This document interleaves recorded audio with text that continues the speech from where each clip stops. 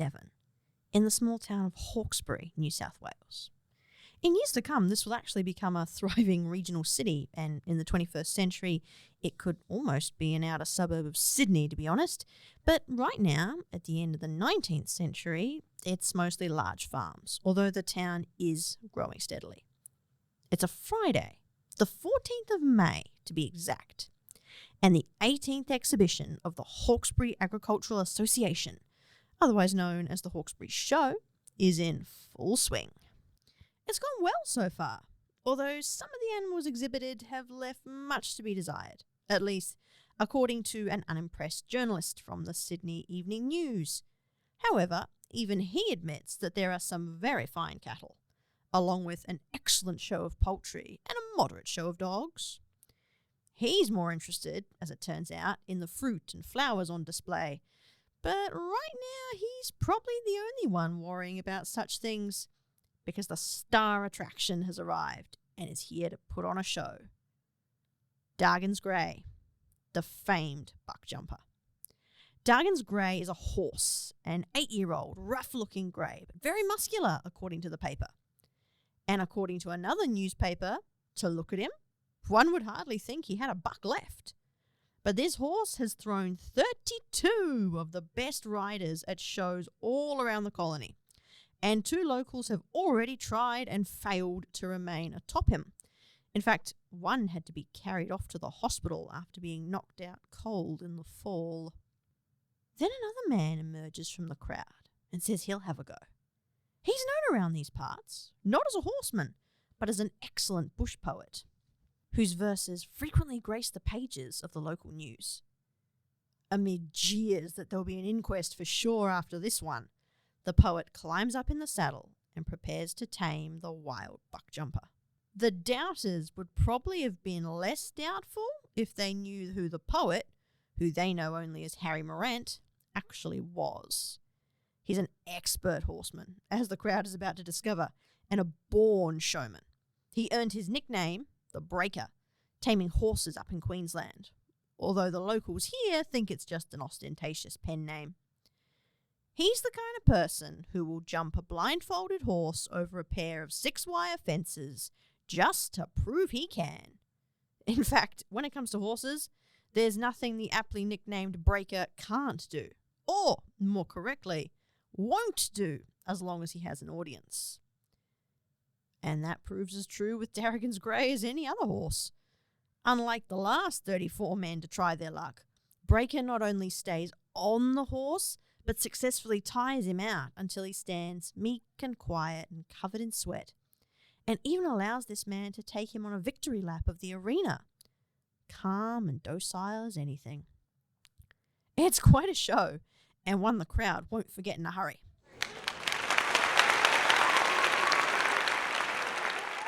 Morant was duly awarded the show's prize for the best exhibition of horsemanship, and people would still be talking about his famed ride of Dargan's Grey 5 years later, when his name was in the paper again.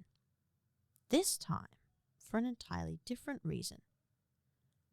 The Breaker, Harry Morant, is dead.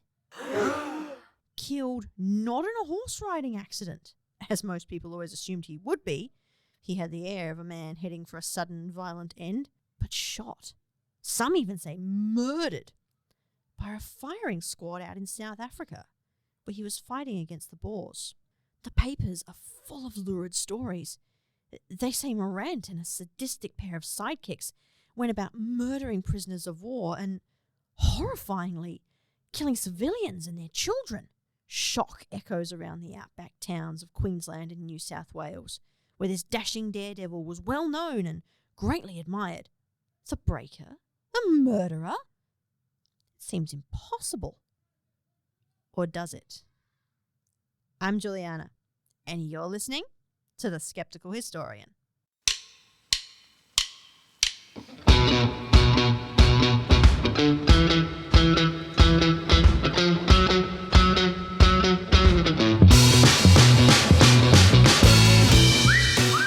Hello, fellow skeptics. Thank you so very much for joining me As always, I would like to begin by acknowledging the Wurundjeri, Woiwurrung and Bunurong people on whose lands I am podcasting today, and pay my respect to the elders past, present and emerging. Shout out also to Studio 4 at the State Library of Victoria, where this episode is being recorded. For more information or to book the studio for yourself, please head to www.slv.vic.gov.au. And before we ride headlong into today's episode, I know my puns are terrible, but I love them. I do just want to give a quick warning. Today, we are discussing some very heavy themes, including war and war crimes, and also quite a bit of cruelty to animals. So this might not be the episode for everyone, especially perhaps not for young listeners. I will also give a warning for racism. We're dealing with Imperial Europe in all the white supremacist glory of the late 19th and early 20th century. So some of the background we will be discussing today will touch on racism and discrimination against people of colour, especially Indigenous people in what is today South Africa, and also mentions of slavery and apartheid. So please just be aware of that. But now, without further ado, allow me to tell you the story of one of the most colourful, complex, and, I'll be frank, cruel men who ever found their way into Australian folklore. Breaker Morant. He was a stockman, a horsebreaker, a petty thief, a daredevil showman, a bush poet, a drover, a conman, a soldier, a womanizer, and a murderer. In February of 1902, during his service in the Boer War, he was executed by firing squad after being found guilty of 12 murders, although he was actually responsible for at least 20 and quite possibly more. His victims included 9 prisoners of war, all disarmed and cooperating, and a further 10 civilians, at least 3 of whom were children, 2 aged 5, and 1 was a sick 12-year-old boy who was shot in his father's arms. The 20th victim was a priest who witnessed one of these atrocities, and Morant decided to silence him rather than risk this man reporting to commanding authorities. Now, I'm no expert, but I'm pretty sure that being found guilty of 12 murders by an actual court, especially when you've actually committed 20 of them, should immediately disqualify one from hero status. Yet, more than 120 years after Breaker Morant hit the ground in a hail of bullets, there are those who, in the words of historian, author and columnist Peter Fitzsimmons, shriek out into the Badlands at night, demanding a pardon for this man and his fellow murderer, Peter Hancock. But why? This is the question I want to examine. How does a war criminal, and make no mistake, these murders were war crimes, become a national hero? Over the years, there has been at least one retrial, if we can call it that, although, to be frank, it was more of a reenactment, that has seen him ride free. And Morant's defenders argue that he was executed not because he committed murders, but because he was an Australian, and was therefore an expendable pawn in Great Britain's game of world conquest. They claim there were irregularities in the court-martial procedure, and that Lord Kitchener, the Minister for War at the time, had already decided on the verdict before the trial commenced. They back this up with testimony from those who knew Morant during his life, and say that such brutality was simply out of character. While these people can't quite claim that Morant didn't commit all these murders, they give it a bloody good try. So for those listening who have never heard of Breaker Morant, lucky you, let me give you a quick overview before we get skeptical. Now, Harry Morant's real name was Edwin Morant, and he was originally from England, so not an Australian, and came to Australia in 1883. He had been lucky enough to receive quite a good education for his background, and he'd learned to mimic the accent of the British aristocracy. So when he decided to try his luck in Australia, and also flee creditors in England, he'd racked up large debts by pretending to be a member of aforementioned aristocracy, he could easily pretend to be a mighty important person, and nobody would question him. The surname he adopted, Morant, was similar enough to his own that he could remember it, and was also the same as that of a famous British admiral. So he frequently pretended to be this man's estranged son, a lie that would be repeated as truth throughout his life and after his death. And this is despite the Admiral himself denying it multiple times. So the breaker spent most of his time in the outback areas of Queensland and New South Wales while he was in Australia, breaking in horses, which is where he got his nickname, and enthralling people with made-up fictions about his past. He was a very good poet too. His work was frequently published in various local newspapers. And when it came to horses, riding Dargan's grey was just one of his many daredevil feats. However, it seems that poetry and breaking in horses were actually the only things he was good at, to be honest. Unless, of course, one can also be an expert at lying, borrowing money, and sleeping with other men's wives. Also pursuits at which Harry Morant excelled. So he drifted through the outback in this manner for about 20 years, occasionally spending time in prison for unpaid debts or being drunk and disorderly. The other thing he could do was drink, before signing up for the Boer War and leaving Australia in 1900. Now, the Boer War was initially very popular in Australia, and lots of Australian men, young and old, signed up for the war effort. But Morant was not one of those infected with patriotic fervour. He wanted to join the Boer War because he hoped that after a short stint of service, he could get a passage back to England. Also, less well known, he needed to get out of Australia because his creditors, and probably a few angry husbands, were closing in. Now, Morant was the type of man who was always up for an adventure. Although he was older than most of the men who had signed up, he was pushing 40 rather than 20. But like them, he probably had no real idea what he was getting into. He wasn't a regular soldier and had not been to war before. Now, when it comes to the Boer War in South Africa, I don't have time to go deep into it today, but I will give a brief overview. So this was actually one of the bloodiest conflicts for both combatants and civilians in the British Empire, and some have argued in the world prior to 1914 and the outbreak of World War I. The Boers were descendants of Dutch religious settlers who had come to South Africa in the 16 and 1700s, and they were attempting to drive the English out of their territories. In 1899, when war broke out, England controlled the coast of South Africa, an area known as Cape Colony, and they were pushing further inland into the two Boer republics to try and take over the lucrative gold and diamond fields that had been discovered there. Now, black South Africans featured heavily on both sides of this conflict, of course, although, as is often the case, they were written out of history. In the Boer republics, blacks were actually still enslaved, while in Cape Colony, they were technically free, but could only work in certain fields. So your dirty jobs, manual labour, and domestic service for the most part. And they could only be paid native wages, as it was called. So they couldn't be given the same wages as whites for the same work. Now, while some of them did fight on both sides, most black Africans during the Boer War worked as servants, either for individual officers or units on the British side, or for Boer families on the other side. A white man's war over their country, unfortunately, was not new to them, and they managed the best they could in the face of increasing violence, often violence that was directed at them by both sides, as much as it was at each of the nominal enemies. Very common for a British soldier or a Boer soldier, it didn't matter, to take out the frustrations of a day on an unfortunate black man who happened to be standing within arm's reach. And of course, very few charges were ever laid.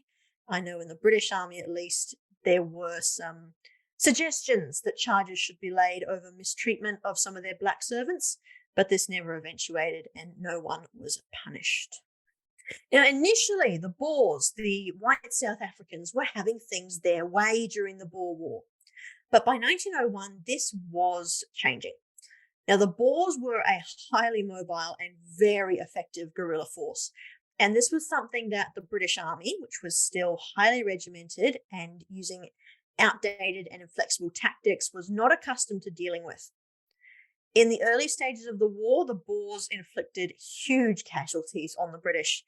And as the guerrilla units became more and more fractured from each other as the war progressed, it started to become, I suppose you could almost say, it became lots of little individual wars, each individual group fighting for the same thing, but there was no centralized control. A good example would be the French resistance during the Nazi occupation of Paris in the early years of that occupation, before it became more centralized towards the end of the war.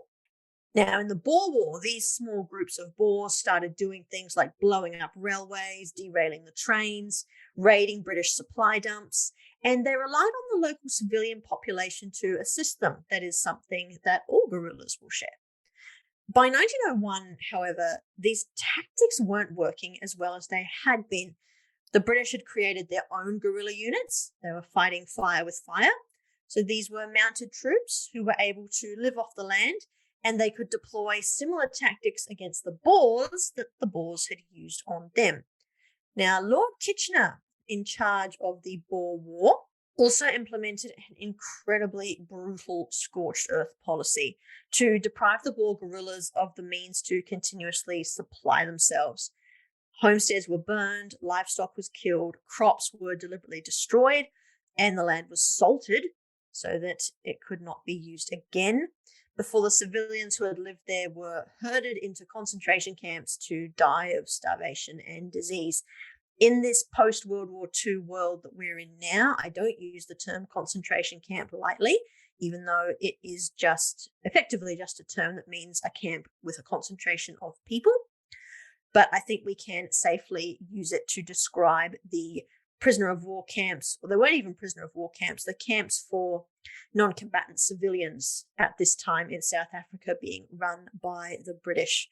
Between 1900 and 1902, 30,000 Boers, mostly women and children, died in these camps, while a further 14,000 Black South Africans who had been working for Boer families, either as servants or in some cases as slaves, died in these segregated camps as well. And most of these deaths were due to starvation, disease, and also neglect. There was not a lot of medical help to be had if they were sick, but also the doctors and nurses who were there were not too concerned. If they died, they died. Who cared? They weren't British, was the prevailing theory. And it's here that we find our murderer to be, Harry Morant. Initially, he'd just been another unremarkable colonial soldier, but by 1901, he'd been commissioned as a lieutenant in one of these British mounted guerrilla units, specifically the Bushveld Carbineers, or the BVC, as they were known. Out in the field, far away from the watchful eye of commanders who might object, the breaker's true colours began to shine. Not only a drinker and a liar, he proved to be a sadist and a bully as well, with disastrous consequences for at least 20 innocent people. Now, I'm going to take a quick break here, and I'll be back to go deeper into this story in just a moment.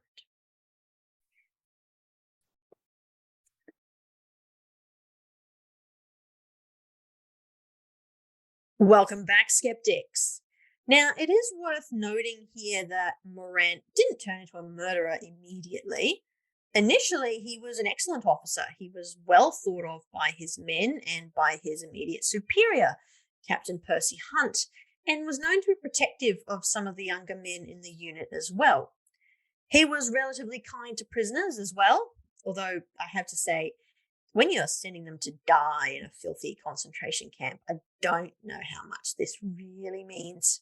However, his sadistic streak was starting to show. And I think there is one episode in particular which illustrates this perfectly. Now, before I get into it, this story includes shocking cruelty to animals. So if you'd rather not hear it, fast forward and I'll meet you in a couple of minutes.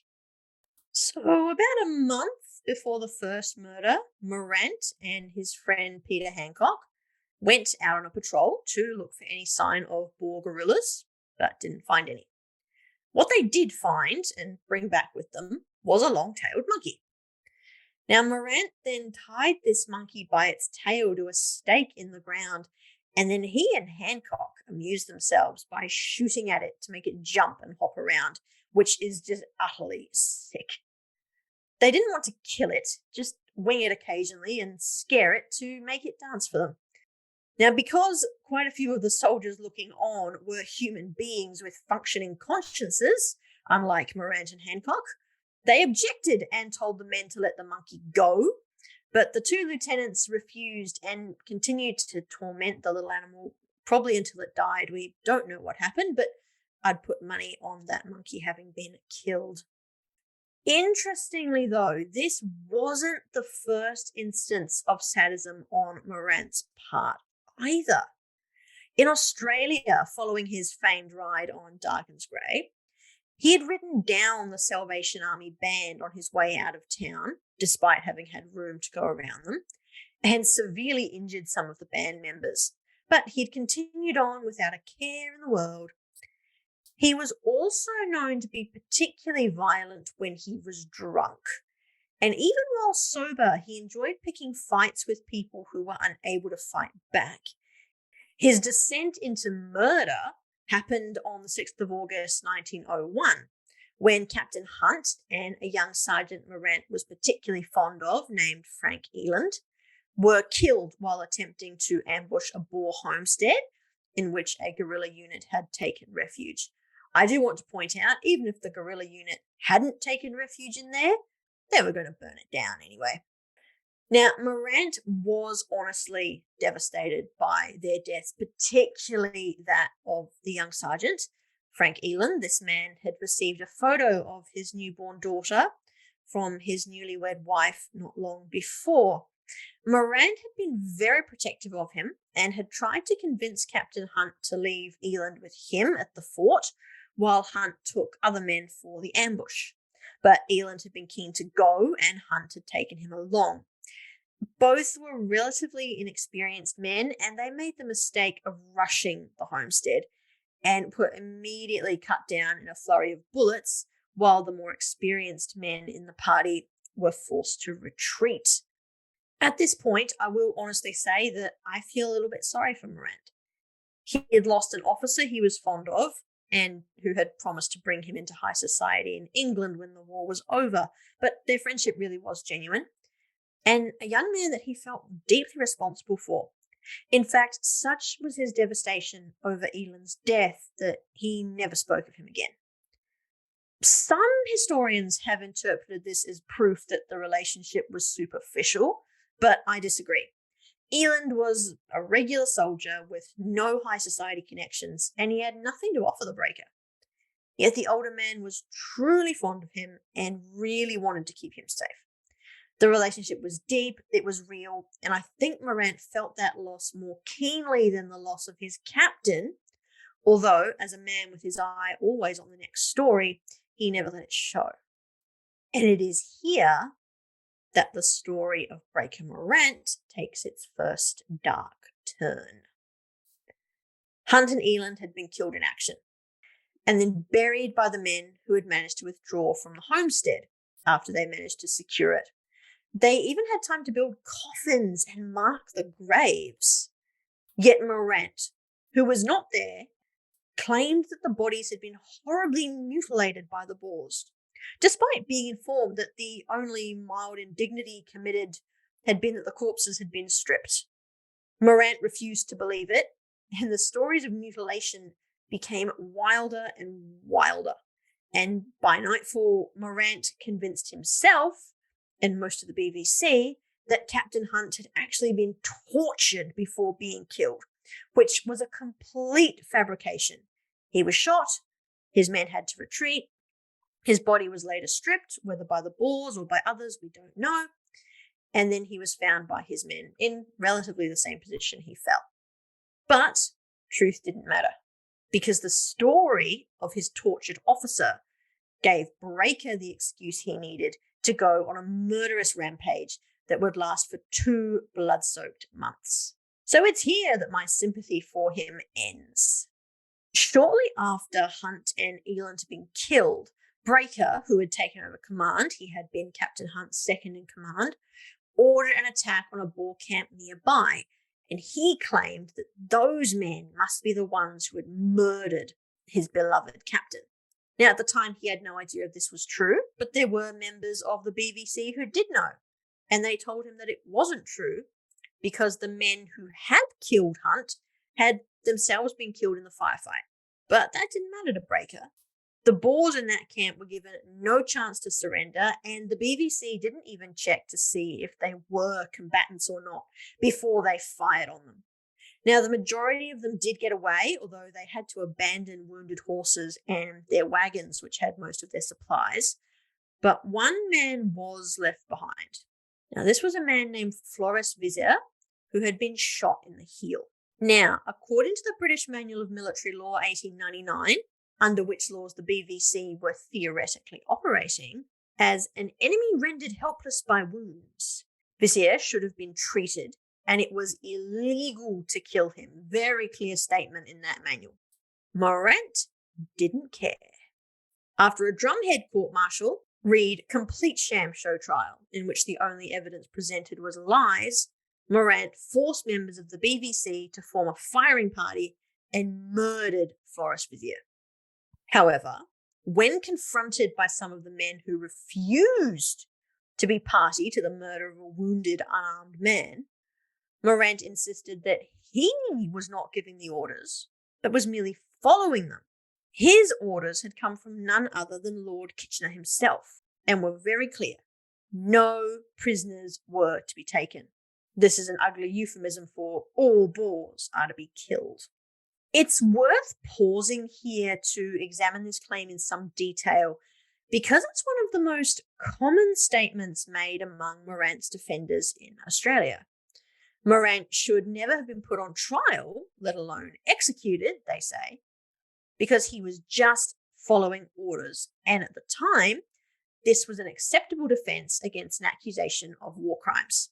Leaving aside the fact that this is not quite true, the superior orders defense had always had mixed results, and that even if these claims were true, Morant had already violated the laws of war in executing Vizier. Did the order exist? It's actually a hard question to answer because Lord Kitchener was certainly the worst type of 19th century aristocratic British officer. He believed that his class had been ordained by God to rule the world and disdained the idea that he and his fellows were subject to any laws other than their own. At the time this order was supposedly given, however, the POW camps for combatants and the concentration camps for civilians were severely overcrowded, and some camps had indicated that they would not be able to take any more prisoners. So did Kitchener, whose only concern was for the glory of the empire he served, decide to solve this problem by stopping the flow of prisoners entirely? Did he really order that any Boers taken prisoner by his soldiers were to be killed? The uncomfortable truth is, probably. It was certainly in his character to give such an order. But beyond that, there is reliable anecdotal evidence that Kitchener gave an order to take no prisoners, and this comes from his staff who were working with him at the time. However, he was smart enough not to write it down, if indeed he did give it, and it was deliberately vague enough to ensure that if it ever came back to haunt him, he could deny that he'd ever ordered prisoners be killed. This is a standard tactic that's been used throughout history in these kind of situations. Some have dismissed the idea, saying it made no sense. Kitchener didn't need to give an order to kill prisoners because the British were winning the war, the Boers were surrendering at a rate of 1,000 per month, and the British concentration camps were already getting really bad press at home thanks to the excellent work of human rights campaigner Emily Hobhouse. Why would Kitchener want to risk pouring fuel on the fire by killing prisoners? Now, these arguments have merit. I'm not going to pretend they don't, but I disagree with the idea that if this order was given, it simply defies common sense. I also find it a little ironic that the words common sense can be applied to Lord Kitchener. He had outdated ideas, outdated tactics, got thousands of men killed in both the Boer War and then later in the First World War, which only stopped when he himself was killed in a shipwreck. Yet, good old British class system, ensured that he was constantly being rewarded for getting soldiers killed. So, not a man who the words common sense should really apply to, I think. But I digress slightly. While it is true that the British were winning the Boer War, it had been dragging on for 2 years now, which was quite a long conflict at the time, and it promised to go on for a heck of a lot longer unless Kitchener could find a way to neutralize the Boers entirely. Many of the guerrilla commanders were prepared to fight to the bitter end, and in fact, they called themselves the bitter enders, and Kitchener knew this. What was more, the war was becoming incredibly unpopular in Britain. Despite attempts by the establishment to keep knowledge of the hideous conditions in the concentration camps from the British public, Emily Hobhouse had been able to publish her work.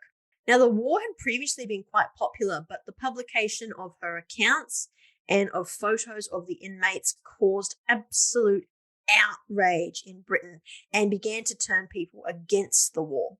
Money was also a huge issue, as the British public were becoming increasingly angry about paying for a war which seemed endless and that had no immediate and discernible benefit to them. As Kitchener would have known, if you lose the home front, you lose the war.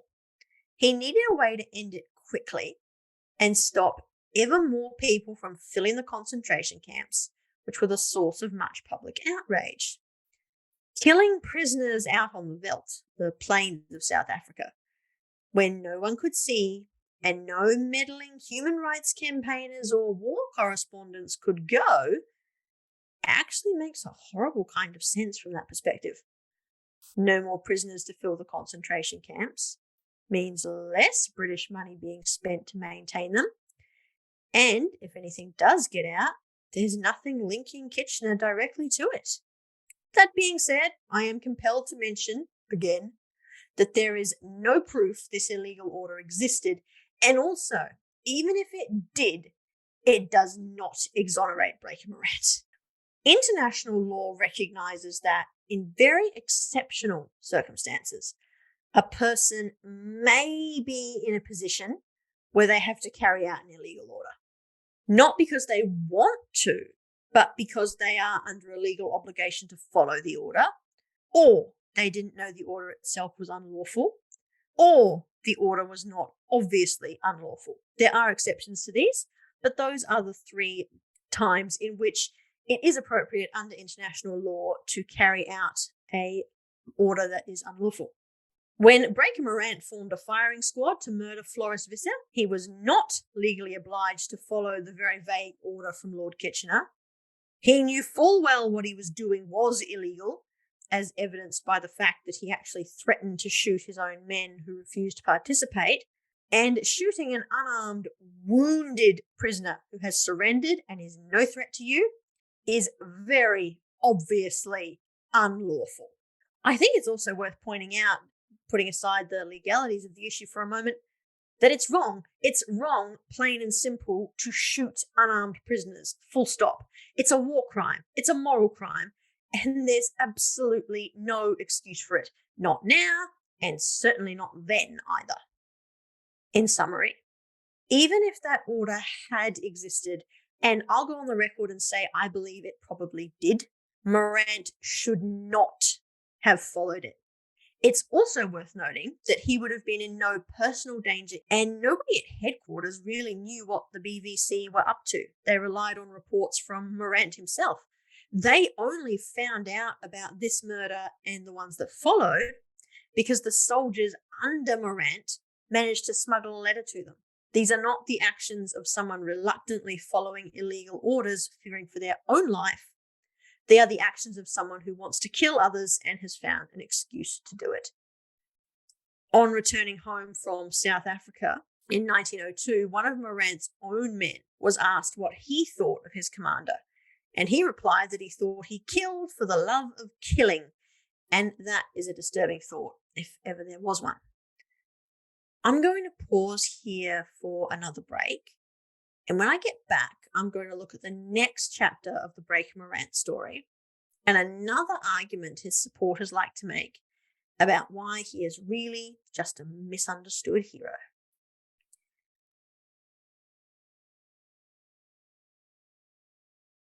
And I'm back. The next argument usually put forward in favour of a pardon for Morant is that he was so angry and grief-stricken over the deaths of his fellows that it sent him into a murderous rage. In the heat of the moment, he shot someone he believed most likely to have been behind the deaths of his friends. Military law at the time recognised provocation as a defence for the murder of combatants and enemy civilians. So, according to proponents of this theory, Breaker hadn't even broken the law at the time. I could believe this if Floris Vizier had been Morant's first and only victim. If, when passions had cooled and reasonable heads had prevailed, the murders had stopped, this would be a reasonable argument. Enough for a pardon? Absolutely not. And even in those circumstances, the murder of another human being is completely unjustifiable. However, this argument has about as much substance as a puff of smoke, as the killing of Vizier was just the beginning. What's more, Morant took the time, as I mentioned earlier, to convene a trumped-up court-martial and made up charges to justify the murder of Vizier. He falsely claimed the captured Boer had been wearing Captain Hunt's clothes at the time they found him. This was not a man acting on the spur of the moment. This was a highly calculating person taking steps to try and ensure his illegal and unpopular order could be justified. As we might say today, Breaker Morant was trying to cover his ass. Shortly after murdering Vizier, 8 Boer prisoners were brought to Fort Edward, where Morant was stationed, in preparation to be moved to a POW camp. Once more, claiming that he had orders from Kitchener, Morant had the disarmed, helpless men lined up and put in front of a firing squad. This time, when some of the men refused to participate, Morant viciously bullied them until they complied, and the 8 men fell down dead. It's also worth noting, with those men that he pushed into participating, the group had taken the 8 Boers away from the fort and down the track as if they were escorting them to a POW camp. They couldn't be seen from the fort. It was too far away from the fort for any help to come to them if they'd want it, and Morant could have just shot them too, and they were perfectly aware of that. I'm not saying it makes it right, but it is something to bear in mind with those men who were forced to participate. They really did not want to. But by this point, when it comes to Breaker Morant, we have passed murder and are into mass murder. And by this point, Morant is personally responsible for the illegal killing of 9 prisoners. A man in the grips of a dark grief acting rashly on impulse? I think not. This particular murder, which became known as the 8 Boers case, was made even worse because there was a witness, a German missionary named Daniel Hesse. He had seen the 8 Boers taken out of the fort and marched along the road, away from anyone who might see what Morant was about to do, and had spoken to some of them who he knew. He'd ministered to a few of these men before. Morant had sent him on his way, but Hesse returned to Fort Edward, and he was alarmed to see no sign of the 8 men. They shouldn't have been able to reach a prisoner of war camp that quickly. He left, but Morant had him followed and killed to prevent him from telling the authorities in Pretoria, the capital of South Africa, what he'd done. Again, I see no evidence of impulsive or grief-stricken behaviour here. This is all well thought out, well planned out, someone trying to cover up their crimes. And I'm sorry to say that it only got worse. Yes, you heard correctly, it got worse. A few days later, Morant ordered his men to open fire on a cart full of women and children, which resulted in the deaths of 2 very young boys. And when a father and his 2 sons, one of them who was extremely sick with fever, came to surrender in the hope of getting medical treatment, Morant shot them too. He actually shot the sick boy in his father's arms. He was also very likely to be responsible for the murder of his South African servant. Sadly, history hasn't recorded this man's name, who witnessed the murder of Reverend Hesse. He was there holding Breaker's horse at the time it happened. And he left Fort Edward with Breaker when the man got leave to go to Pretoria, but never arrived there. Unfortunately, his body was never recovered, and due to the systemic racism both before, during, and after the Boer War in South Africa, he wasn't officially recorded as one of Morant's victims either. It was only through careful examination of records much later that we even discovered he existed. However, he played a vital role in getting Morant convicted. He shared what he'd seen with other African servants he knew, and they passed it on to the officers they worked for. Morant, of course, had threatened him and told him not to tell anyone, but he interpreted this as don't tell any other white men. So he told the black man instead. Along with a letter from the men in Morant's unit, this was part of the evidence which ensured Morant himself went before a firing squad, although the British Army quietly dropped some of the charges and only prosecuted him for 12 murders rather than the 20 that he undoubtedly committed. Lord Kitchener himself said that sometimes in war, justice must peek out from beneath her blindfold. So how is it possible that anyone at all thinks this man is a hero? The problem lies, I think, in the Breaker himself. He was a superb liar, and his lies usually had just enough truth in them to make them believable. Like all con men, he was as charming as he was cunning, and the fact that he did any number of reckless daredevil things, as long as he had an audience, meant he was also memorable. The time of his execution is quite significant too. Australia had federated in 1901, January 1901, becoming a single country rather than a collection of colonies of Great Britain. So at the time, we were beginning to form a national identity as Australians and considering what that meant. So we were searching for stories that fitted with the morals and values we had decided were ours. Larrikinism, mateship, a certain disrespect for authority, and a fierce independence. Stories like Eureka, which we've discussed before on this podcast, fitted perfectly into this new national myth, as did the highly romanticized version of the story of outlaw and police killer Ned Kelly. He'll feature on this show soon enough, don't you worry. After World War I, we would retell the story of the Anzacs to fit this mold, and Breaker Morant, horseman extraordinaire, cheeky bush poet, and dashing storyteller, fit in perfectly by his own design. The murders he committed were explained away, and he was presented as an innocent Australian, shot by the British to cover up their crimes. Today, those who fight for Morant to be pardoned argue along similar lines, as do those demanding a retrial. A mock retrial was held in the South Australian town of Bura in 1988 that found Morant innocent. According to the paper, the verdict caused wild celebrations in the town and came about because the three justices of the peace who acted as judges in the quote-unquote retrial found that there was reasonable doubt about whether Morant was acting under orders or not when he committed his crimes. In my view, that is not a point under contention. Lord Kitchener, if he did issue that order, was too clever to have it linked back to himself in any way. So we can't definitively say whether or not Morant was acting under that order at the time. However, there is far too much focus in the story of Breaker Morant on that single aspect of the court-martial.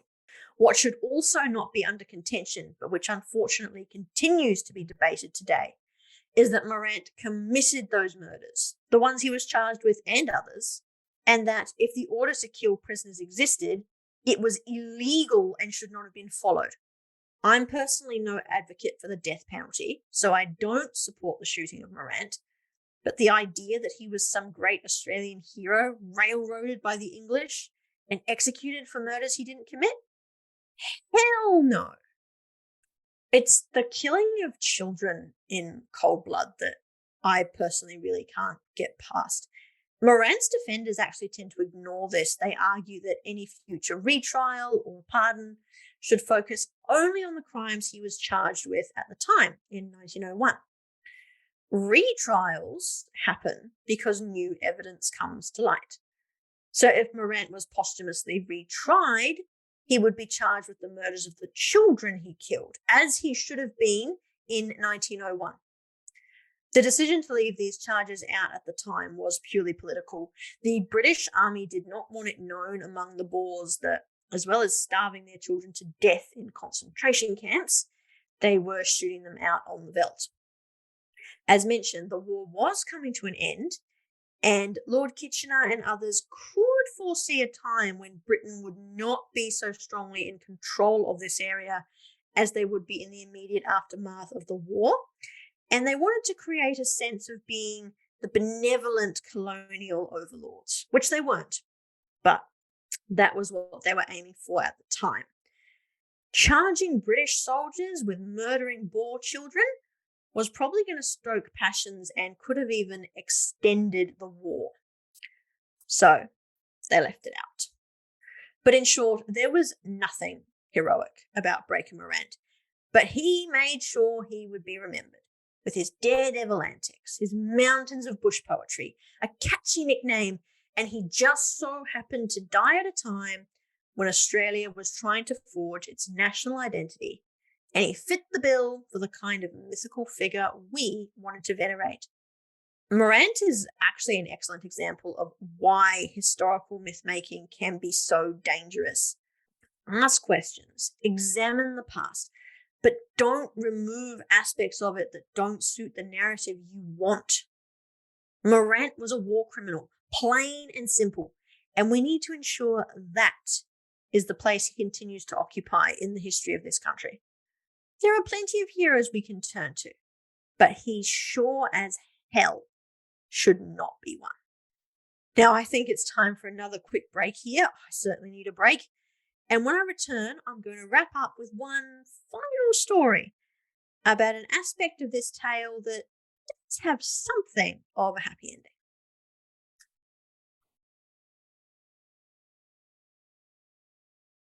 ending. Hello, skeptics. Before we close out today, there's one colourful character who I think deserves a final mention.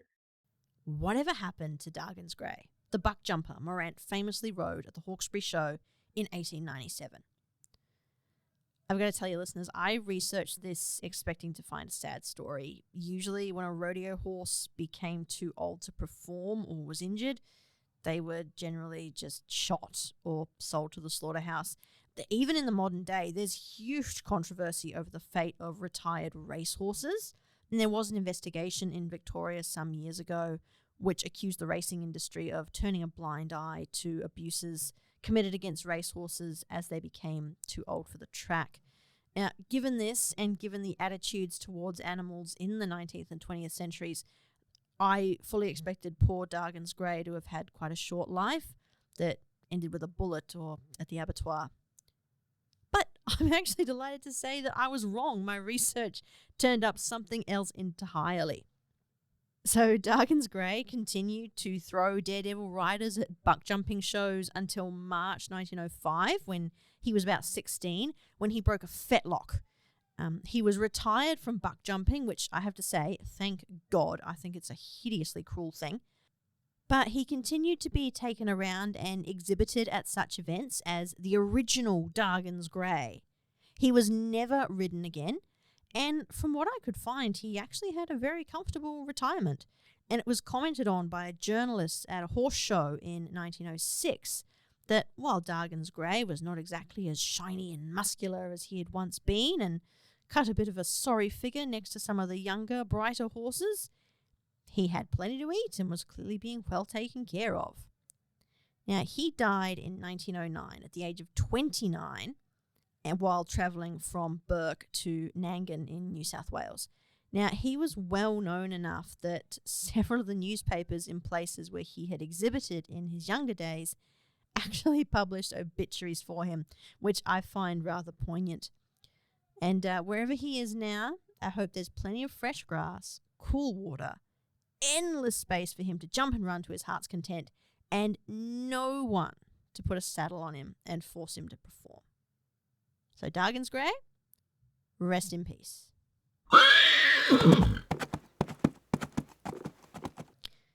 And that's it from me today. You can always get in touch at my website, www.skepticalhistory.com. That's skeptical with a K. Or find me on social media. I am Juliana Boers on both LinkedIn and Instagram. Next time, we're going to examine a modern issue that has its roots in colonial Australia.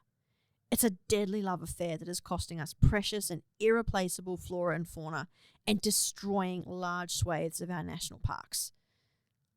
But what do we do with the wild horses? And what does Banjo Patterson, one of Australia's most celebrated bush poets, have to do with it? Find out next time on The Skeptical Historian. The Skeptical Historian is researched, produced and hosted by me, Juliana Boers. You can find a full list of resources used in researching by going to my website and clicking on Sources. Sound effects by Adobe Creative Cloud, used under the Adobe Software License Agreement, and Pixabay, used under a Creative Commons 4.0 International License. Links to all Pixabay sound effects can be found on my website. The music track The Whistle Funk by Telsonic was used under an Epidemic Sound individual license. Podcast hosting is by Fusebox. See you next time, skeptics.